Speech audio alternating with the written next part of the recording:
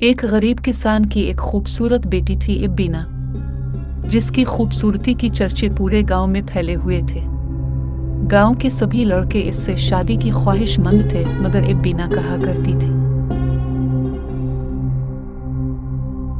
मैं ऐसे लड़के से शादी करूंगी जो सबसे ज्यादा खूबसूरत और ताकतवर होगा।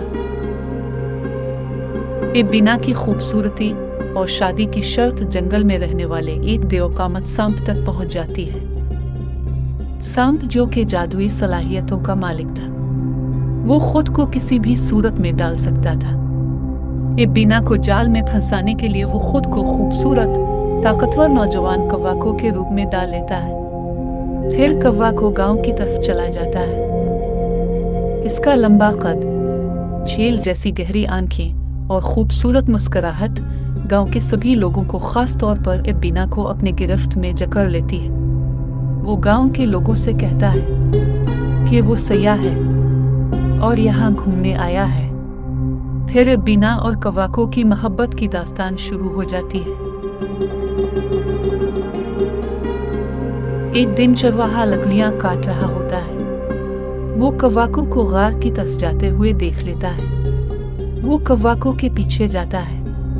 वो देखता है कि गार के अंदर कव्वाको नहीं, बल्कि एक देवकामत सांप है। वो डरकर भागने लगता है। फिर सारे गांव में कव्वाको के सांप होने की खबर फैल जाती है।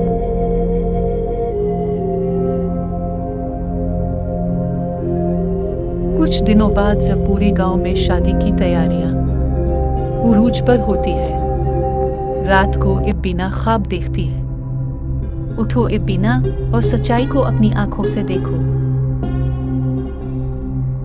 अगली सुबह इब्बीना जंगल की तरफ जाती है और कव्वाको को सांप के रूप में देखकर भागने लगती है।